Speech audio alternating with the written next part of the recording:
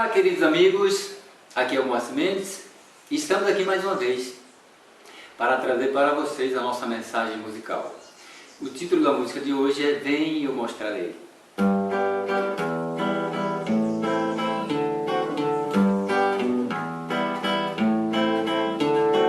Vem, eu mostrarei que o meu caminho te leva ao Pai, guiarei os passos teus e junto a ti hei de seguir.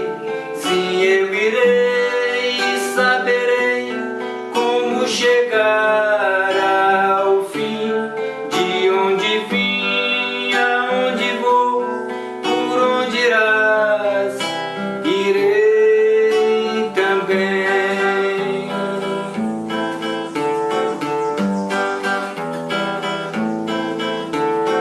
Bem, eu te direi o que ainda estás a procurar.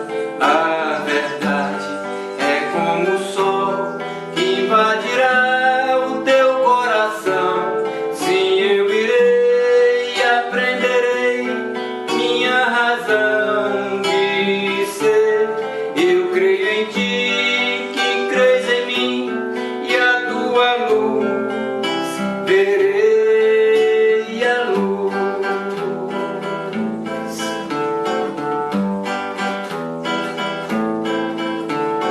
Vem, eu te farei da minha vida participar. Viverás em mim aqui, viver em mim é o bem maior. Sim, eu irei e viverei a vida inteira assim. Eternidade é na verdade o amor vivendo sempre em nós.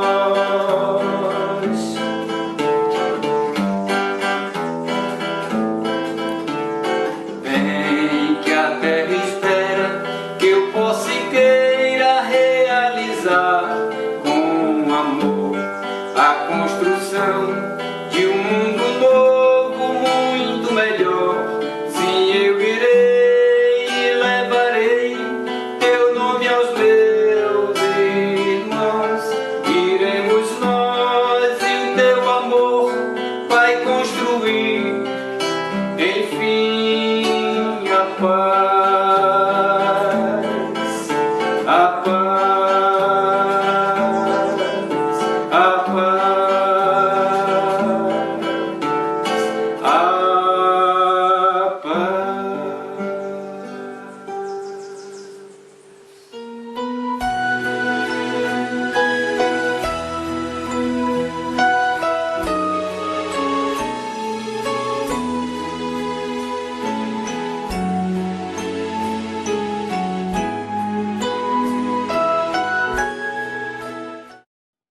Olá, boa tarde, que a paz do Cristo nos ilumine e nos conduza sempre. Nesta tarde, nós vamos conversar com vocês sobre um tema sempre atual, que é o dos relacionamentos familiares. Claro que sob a ótica da doutrina espírita. E para que a gente inicie o nosso trabalho, nós vamos recuperar uma pergunta e uma resposta contida no Livro dos Espíritos. É a pergunta de número 115, que fala o seguinte: dos espíritos, uns terão sido criados bons e outros maus? A espiritualidade responde da seguinte forma: Deus criou todos os espíritos, simples e ignorantes, isto é, sem saber. A cada um deu determinada missão com o fim de esclarecê-los e de os fazer chegar progressivamente à perfeição pelo conhecimento da verdade e para aproximá-los de si, Deus. Nesta perfeição é que eles encontram a pura e eterna felicidade. Gente, Isso aqui já define o seguinte: nosso único destino fixado por Deus é o da felicidade. Mas para alcançá-la, nós precisamos ser perfeitos. Sim, Dilson, mas o que é essa perfeição que você fala? Nada mais é que tem um detalhe importante: quando Deus nos criou, deu para nós, como herança, todas as qualidades que ele possui. Ele entregou isso logo no momento da nossa criação. Agora, todas essas qualidades estavam em estado germinativo, elas não estavam desenvolvidas. A responsabilidade pelo desenvolvimento das qualidades que possuímos é justamente aperfeiçoá-las. Esse é o único objetivo da nossa reencarnação. Não, mas meu objetivo de encarnação é meu filho, é minha filha, é minha família, é eu ter muito dinheiro, é eu ter muito saber, é eu ter muito poder. Tudo isto são meios. A única finalidade é sermos felizes através de um processo de aperfeiçoamento da qualidade que possuímos, que nos foi dado por Deus. Mas e aí, como é que eu faço? Porque não dá para a gente aperfeiçoar tudo, não dá para eu sair de um ambiente de ignorância para um ambiente de puro saber. Não dá para a gente sair da ignorância para se tornar um anjo ou um arcanjo em apenas 80 anos.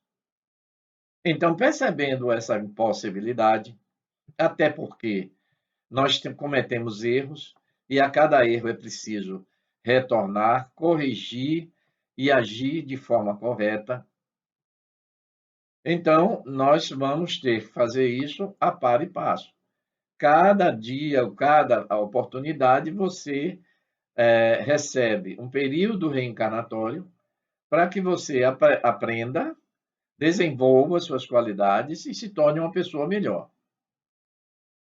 Isso é o que está definido pela misericórdia divina. E qual é o objetivo, então, da reencarnação? Deus nos impõe a encarnação com o fim de fazê-lo chegar à perfeição. Isso está na pergunta 132. Então, ele reafirma o que nós falamos na pergunta 115. Para uns, a reencarnação é uma missão. Para outros, é uma expiação. O que é que ele quer dizer com isso? Existem reencarnações que nós voltamos aqui para solidificar e para desenvolver qualidades a partir de um patamar de evolução que já conseguimos. No entanto, tem outros que, em função dos erros cometidos, do mau emprego das qualidades que possuímos, na realidade aquela encarnação é expiatória. Você vai ter que passar pela dor que você infligiu ao seu irmão, aprender que não deve mais fazer aquilo, e só a partir daí você partir para uma nova etapa de evolução que será realizada por você mesmo através de outros períodos reencarnatórios. Algumas pessoas resistem a essa ideia porque acham que isso não é justiça. Como eu não me lembro do que eu fiz no passado de errado, então não é justo que eu pague. Sim, mas se foi você quem cometeu, enquanto espírito. A dificuldade nossa é que a gente pensa que o corpo físico nosso é eterno. E por isso a nossa memória não se lembra. Então, se eu já morri, apagou tudo. Recentemente, eu estava tratando de uma pessoa e ela me afirmava exatamente isso. Eu disse: tá bom. Então você acha que a gente erra e morre. E aí não paga nada a ninguém. Ah, não, você vai para o inferno. Bom, até hoje ninguém descobriu onde é. Os astronautas saem todo dia, os artefatos espaciais saem todo dia. Ninguém conseguiu localizar o inferno, nem o céu. Então, é muito melhor que a gente aceite essa outra derivação, tá? Ou seja, temos uma vida espiritual, somos espíritos, e temos as vidas do ponto de vista físico. Aquelas que são feitas no plano físico, elas são voltadas para o nosso aperfeiçoamento. Mas a nossa vida espiritual, ela é eterna, sem fim. Então, na medida em que eu reentro no plano físico e consigo cumprir com a tarefa de me aperfeiçoar, eu estou naturalmente galgando um degrau acima naquela encarnação do meu progresso. Eu estou realizando a tarefa que me foi proposta. Tem um outro fim a reencarnação, o de pôr a nós, espíritos, em condições de suportar a parte que nos cabe na obra da criação. Então, veja, Deus não entrega a criação a nós no momento em que a gente nasce pela primeira vez no plano físico. Por quê? Porque a gente não tem competência para resolver os problemas que vão aparecer. Então, isso não é feito. Na medida em que a gente evolui, progride, se torna uma pessoa melhor, aí sim, nós vamos efetivamente tendo maiores responsabilidades. Isso está provado. É só a gente olhar a história da humanidade, né? Então a gente já sabe, vamos ser felizes a partir do nosso aperfeiçoamento das qualidades que Deus nos deu e que é feito por etapas em cada encarnação. Ora, alguém poderia então raciocinar o seguinte: a doutrina espírita alargou esses nossos horizontes, porque você imagina, se a gente continuasse pensando que é céu e inferno para sempre. Então, revelou a doutrina espírita a vida do espírito imortal, impulsionado pela lei do progresso. Somos submetidos a vivenciar diferentes experiências no plano físico, nas mais diferentes situações, para aquisição de conhecimento da mais elevada moral. Impossível progredir sem reencarnar. Pronto. Com isso, a gente consegue entender o seguinte: a reencarnação é uma experiência universal. O que isso quer dizer? Eu vou passar pela experiência da riqueza, eu vou passar pela experiência da pobreza, eu vou passar pela experiência do feminino, eu vou passar pela experiência do masculino, eu vou passar pela experiência de ser chinês, eu vou passar pela experiência de ser brasileiro. Tudo isso vai ser programado no mundo espiritual, que é quem tem a competência, além da capacidade, porque capacidade todos nós temos, mas não temos competência. Então, essa competência os espíritos superiores possuem, e dentro dessa competência, ele faz a melhor programação possível para a nossa reentrada no plano físico, incluindo aí a família. Então, ninguém nasce na família errada. Às vezes, a gente pensa assim, olha, mas tem as reencarnações compulsórias. Tem as reencarnações compulsórias. No entanto, do ponto de vista da espiritualidade superior, mesmo compulsoriamente, mas você está programado, planejado, com o maior cuidado e amor possível para você estar naquele lugar. Porque aquele é o melhor lugar para o desenvolvimento das qualidades que você precisa fazer para poder conseguir o estágio de felicidade prometido por Deus. Vejam como essa ideia, esse processo é bastante lógico. Ah, mas espera aí. Então a gente reencarna e a gente devia reencarnar e chegar aqui no planeta Terra sozinho, sem ninguém para orientar? Se isso acontecesse, indicaria que Deus está errando, porque ele, percebendo os seus filhos ainda numa situação de ignorância, estaria produzindo ou proporcionando um estágio de sofrimento altamente inútil. Não, o que foi feito? Não, nós precisamos ter no mundo material uma instituição que nós denominamos de família, que sirva para orientar, para educar, para desenvolver esse ser que tem uma proposta de evolução espiritual. Se alguém perguntasse para mim agora, e todo mundo consegue fazer isso? Naturalmente que não, gente. É natural. Nós estamos ainda no nível de ignorância. Nós não alcançamos a sabedoria infinita. Não fizemos isso ainda.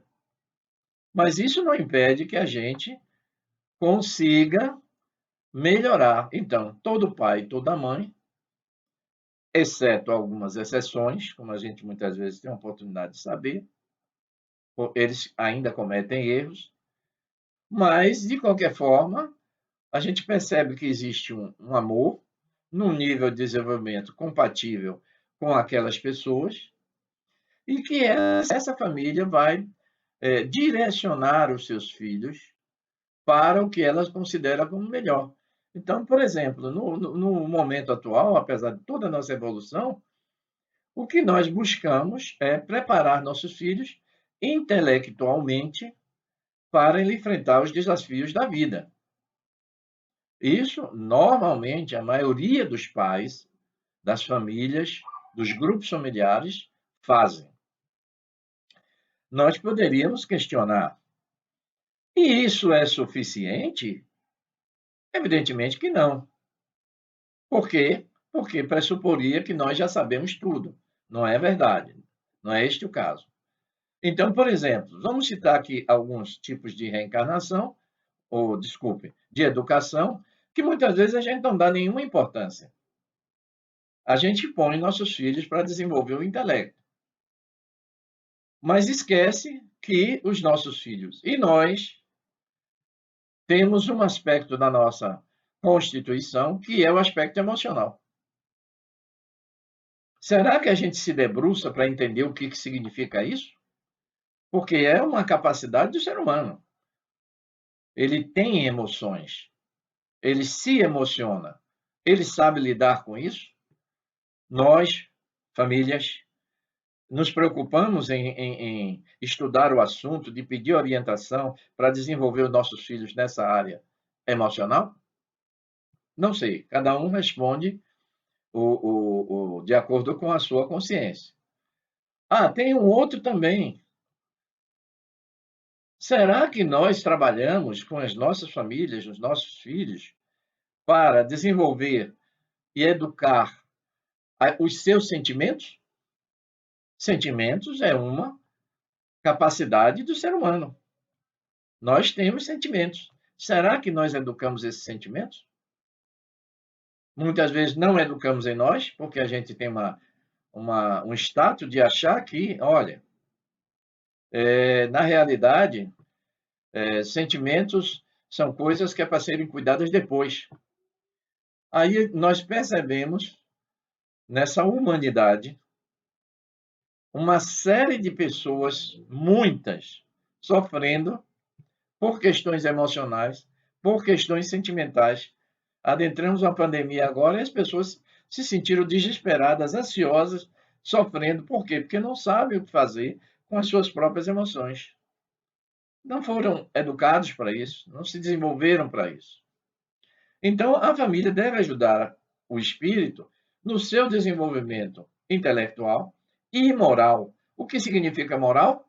Significa as qualidades divinas que você possui para fazer progredir aquele ser que está sendo entregue a você. 1, 2, 3, não sei quantos, não importa. Os espíritos se encarnam numa mesma família, sobretudo entre parentes próximos ou inimigos próximos. Você lembra da lei de causa e efeito? Você fez errado, você vai viver com a pessoa a quem você atingiu, para você ter oportunidade de pedir perdão a ela e conseguir realizar uma relação muito melhor. Veja, quando a gente vem com os espíritos amigos, as relações são simpáticas. Quando vem com os inimigos, para refazer esses laços familiares, a gente começa a ter problema, conflito, dificuldades. Né? Então, esses relacionamentos, o investimento que a gente tem que fazer quando a gente vem com os inimigos é maior, dá mais trabalho, demora mais. Mas a gente tem que entender o foco que nós estamos fazendo. São meus filhos, são meus parentes, eu tenho que entendê-los, eu tenho que perdoá-los, eu tenho que amá-los. Se eu ainda não faço isso, mas eu vou me esforçar para realizar isso, enquanto estamos juntos na mesma família. Por quê? Porque quando estamos juntos, nós desenvolvemos determinadas capacidades, qualidades, como do amor, da tolerância, da paciência e etc. Esse é o objetivo que a gente vem em família. E quando a gente sai dessa convivência da família, que vai enfrentar a sociedade, quando chega à fase adulta, você já foi preparado com uma série de qualidades, não que estejam completamente desenvolvidas, mas que já foi estudada, que foi desenvolvida, né, dentro das possibilidades, dentro dos níveis de compreensão do seu grupo familiar. Ele não jogou você na perfeição infinita. Não, ainda não. Porque eles próprios não conseguiram alcançar. Eles só poderiam fazer isso conosco se, evidentemente, eles já fossem perfeitos. Como não são, cometem lá os erros, né? Mas isso não invalida, não é, o esforço que fazem para conseguir passar esse processo educacional para os filhos, para os irmãos, para os pais. Tem filhos que dizem, não, mas meu pai e minha mãe nunca mudam. Eu já encontrei diversos. E eu sempre sou solícito em dizer para eles, olhe, todo ser humano muda. Tem nenhum que não mude. A gente começa a partir até do biológico. Você nasce como um bebê e se torna um ancião. E a vida toda você está mudando. Só que a gente tem dificuldade em compreender que isso deve ser feito não só no físico, mas no moral, no emocional, no sentimental, no espiritual. Tudo isso é parte do progresso do ser humano, do espírito, que tem que ser realizado, na sua maior parte, no seu embasamento pela família. Então, os laços familiares, eles devem ser sempre, cada dia mais fortes e sempre baseado no desenvolvimento das qualidades que todos nós possuímos. Muito bem. Então, veja só, diante desse quadro, os verdadeiros laços de família, pois, não são apenas os da consanguinidade, não são, mas o da simpatia, da amorosidade, da comunhão de pensamentos e da união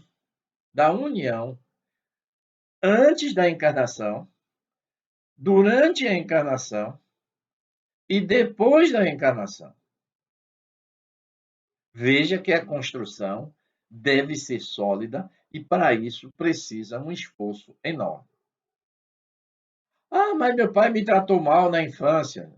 Sim, mas eu pergunto a você, como é que você vai quitar seu débito com seus pais no fato de que eles lhe deram esse corpo físico que você possui? Me diga aí como é que você vai pagar isso. Sem eles, você não teria esse corpo, não estaria nem aqui. Ah, mas outro poderia fazer. Sim, poderia, mas você ficaria com o mesmo débito. Não tem como você fugir. Então, o melhor é que você. Não estou dizendo que todos os pais acertam tudo. Não estou dizendo isso. Estou dizendo apenas que a missão deles, a tarefa deles, essa é missão mesmo. Não é expiação. É missão, porque ele deve investir para educar aqueles que dependem deles. Se eles não fazem isso, infelizmente vão ficar em débito com aqueles seres e terão outras oportunidades reencarnatórias para corrigir o problema. Então, esse grupamento familiar, gente, não é resultado casual do encontro, não. Ah, não, eu gostei daquela menina, eu gostei daquele rapaz, então vamos nos unir, vamos casar, vamos constituir família. Não.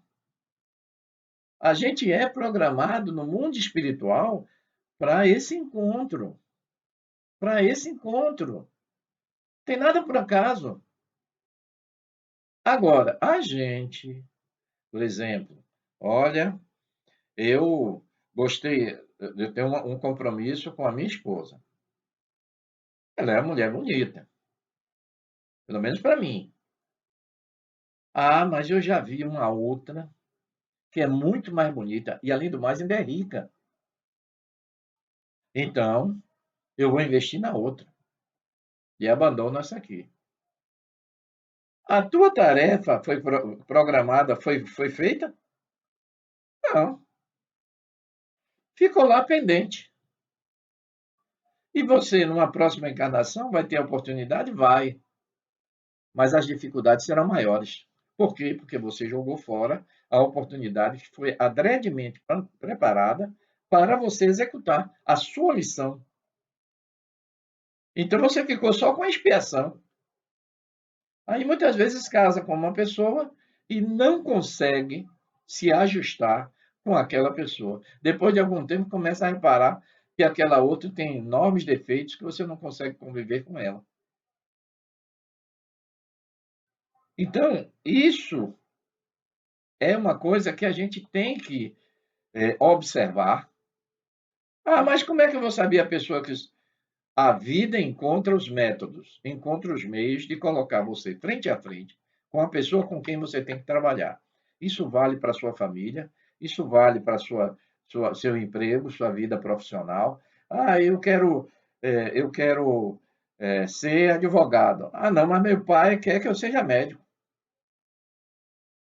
Vai ser um péssimo médico, porque não gosta. A vocação certa seria aquela que foi definida na espiritualidade. Eu estava lendo ali outro dia o caso de um rapaz que a mãe porque queria que ele fosse advogado.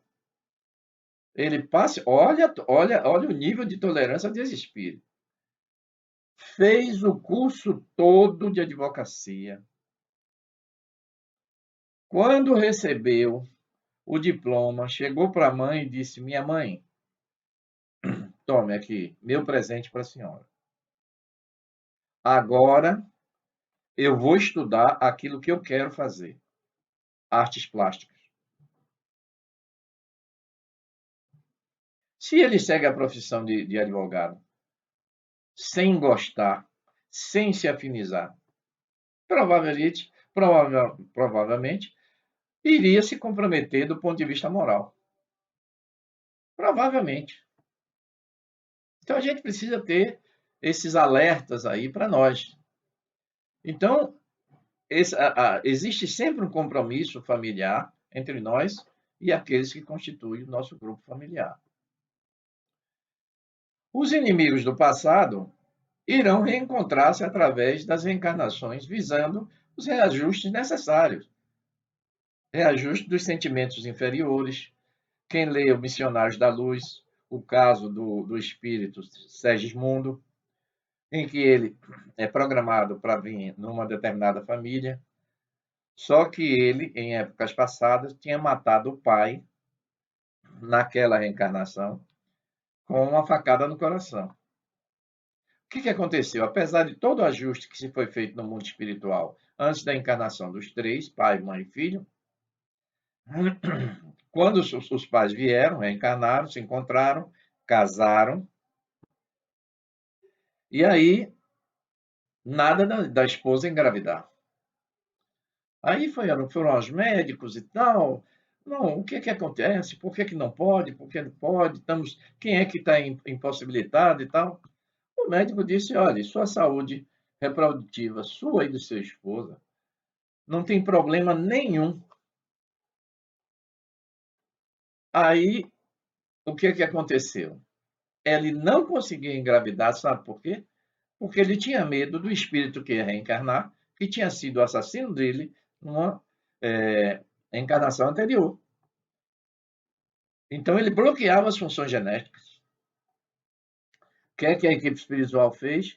Reuniu os três novamente no mundo espiritual durante o sono e, finalmente, o pai resolveu perdoar o filho e aí o processo de gestação ocorreu com tranquilidade. Detalhes que a gente imagina que não acontece, as coisas acontecem por acaso. Os amigos do passado também vêm para se ajudarem. Olha, nós temos uma missão conjunta aí, meu filho e eu. E aí a gente vai realizar durante aquele processo reencarnatório. Muito bem. Outra coisa que é importante chamar a atenção é o lado formal da família. Qual é a estrutura que apresenta neste momento? O que realmente importa, gente, é aproveitar a oportunidade de aprendizado que Deus nos oferta através da convivência, que poderá ser de carinho, alegrias com os nossos afetos ou de conquistas e lutas futuras com os desafetos do momento. Os afetos de hoje serão nossos amores amanhã. Não tem como a gente fugir. Imagine o seguinte: se você tem que desenvolver a qualidade do amor, o amor não tem limites. Não tem limites. Você ama, na medida em que você desenvolve o seu amor, você ama a qualquer pessoa, inclusive os inimigos, a partir de uma coisa bem simples, que a gente muitas vezes não dá importância, do amor que você desenvolve por você. Quando você ama qualquer um. Por isso que a gente vê pessoas como Madre Teresa de Calcutá, Irmã Dulce, Divaldo Franco e outros aí, pessoas que não têm limites no seu amor. Porque determinada família resolve criar 50 filhos e só tem um ou dois biológicos. Tudo isso faz parte do projeto de relacionamento familiar. Então, que a gente aprenda. Outro ponto importante que a gente precisa lembrar, a gente diz assim: não quero que meu filho passe o que eu passei. Preocupação natural. Preocupação natural. Aí eu pergunto para vocês: Deus, ele evita que eu sofra ou que nós venhamos a sofrer? Está todo mundo sofrendo. Está no mundo físico, tem alguma coisa sofrida nas nossas vidas. Pergunto, Deus interfere assim e diz, não, a humanidade toda vai ser feliz agora. Porque ele é Deus, ele pode. Criou o universo. Veja se ele faz isso. Você está sofrendo por dois motivos. Primeiro, foi você que provocou nessa encarnação. Segundo, porque você provocou. na encarnação anterior. Ah, não, mas espera aí, a gente não paga, não é só o passado, não? Não. Tem gente, por exemplo, que tem uma postura de se sentir vítima da humanidade inteira e sofre o tempo todo por causa daquilo. Reclama, reclama, não adianta nada, não progride e ainda angaria doenças físicas. Então, não tente fazer com que seu filho seja feliz porque você tem poder, tem dinheiro, tem isso, tem aquilo, não quer que ele sofra nada. Ele tem que passar pelas dificuldades dele para poder evoluir. Senão, ele não evolui. E você fazendo isso, fazendo mesmo que aquela mãe que queria que o filho se formasse em advocacia, e ele queria outra coisa, perdeu uma boa parte do tempo dele, ele poderia estar realizando a profissão que ele amava. Outra coisa, eu não quero que o meu filho seja o que eu fui. Mas cabe a você definir o destino do seu filho? Você tem esse poder de influenciar isso? E quantas vezes a gente não pega um filho, investe, investe, investe, ele vai ser ladrão? O que é que faltou nesse processo educacional? Talvez a questão emocional, a questão sentimental, a gente se preocupou só com o ponto de vista físico, a gente não educou moralmente, e a pessoa vai conviver na sociedade sem nenhuma estrutura moral para fazer frente aos desafios que a vida nos impõe. A gente pensa que riqueza é uma coisa maravilhosa, e é, para quem sabe aplicar direito. Para aquele que não sabe, meu amigo. Então, enfatizando, o progresso educacional deve visar o intelecto, as emoções, os sentimentos, a moral do ser, visando o seu constante aperfeiçoamento espiritual. Não vamos esquecer disto. A educação familiar deve englobar as qualidades que são inerentes ao ser humano e que todos possuímos. Para isso, é preciso que nós, pais, irmãos, amigos, seja lá quem for, a gente perceba os defeitos que a criança já traz desde pequena. Não tem como a gente pensar de forma diferente. A família deve educar-se e educar para transformar o ser humano em homem de bem, que será entregue à sociedade e que a justiça divina irá pedir contas a nós. Tem jeito. Isso vale para os nossos filhos, vale para os nossos irmãos, vale para os nossos pais, vale para os nossos cônjuges. Então, a gente deve se educar para construir isto, que é a nossa tarefa. Eu digo sempre às pessoas o seguinte: olhe, observe a você mesmo, a sua forma de agir, a sua maneira de se comportar. Normalmente o que eu recebo de volta é o seguinte: ah, e como é que a gente vai fazer isso? Simples. Olhe para você, ainda faço uma analogia. O que é que você faz quando você vai assistir um filme?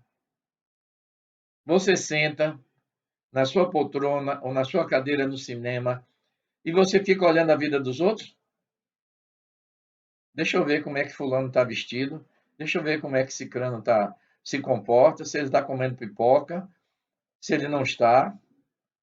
Você fica com a tua atenção focada no desenrolar dos acontecimentos que a película mostra. Agora, quando se trata de você, você não faz isso. Você começa a olhar a vida dos outros. Ah, fulano hoje, hein? Veio vestido de vermelho. Ah, trocou de carro. Ih, rapaz, fulano hoje chegou com a carga toda. Então, meus amigos, essas nossas relações familiares são verdadeiros tesouros que a misericórdia divina coloca nas nossas mãos. Se é um relacionamento difícil, tire de você o que dificulta aquele relacionamento. Porque se você tirar, se você se amar mais, se você tiver atitude amorosa na direção do outro, você vai conseguir com que ele mude também. Muda. Eu digo sempre para as pessoas que eu atendo que a ponte para você chegar até o outro é o sentimento do amor. Veja qual é o caminho do coração daquele ser e não desista, porque você vai ter sucesso na tarefa que lhe foi doada pela misericórdia divina. As nossas relações familiares precisam ser melhoradas e muito. Por que que essa pandemia de feminicídio, de homicídio? Há 2 anos atrás, a gente estava com a estatística de 60 mil pessoas morreram de homicídio no Brasil. Guerras, ainda a gente tem guerra. Nós estamos numa guerra agora. 160 vacinas estão sendo desenvolvidas. Quer dizer, será que a gente não poderia ter se unido, montado uma estrutura para desenvolver vacina para o mundo inteiro? Não. A gente está querendo o quê? Ganhar a eleição com vacina. Então, pessoal, vamos parar. A doutrina espírita, ela é esse caminho esclarecedor. Vamos compreender que a nossa tarefa é uma tarefa de aperfeiçoamento constante, contínuo. E eu contribuo com o aperfeiçoamento das outras pessoas. E as outras pessoas contribuem com o meu progresso. Estamos juntos. Repare que nós estamos numa bola, num globo, que é para ninguém poder fugir. Não tem em cima, não tem embaixo, não tem do lado. É um globo. Estamos todos juntos. Esse globo foi dado para nós para que a gente conservasse, para que a gente tratasse bem. Se a gente não consegue tratar bem os nossos familiares, como é que a gente vai tratar bem o planeta? Está aí, o mundo inteiro ardendo em chamas. O que que a gente está fazendo? A pandemia está aí.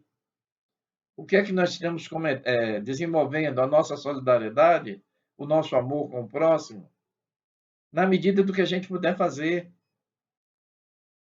Às vezes você só pode prestar serviço, preste o serviço. Mas tenho a absoluta certeza que com essa contribuição que você vai dar, eu vou dar e todos nós podemos dar, nós vamos estar unidos e vamos sair desse processo reencarnatório numa condição muito melhor do que aquela que nós chegamos. E a misericórdia divina continua aguardando o nosso esforço nessa direção. Que a paz do Cristo nos ilumine e nos conduza sempre.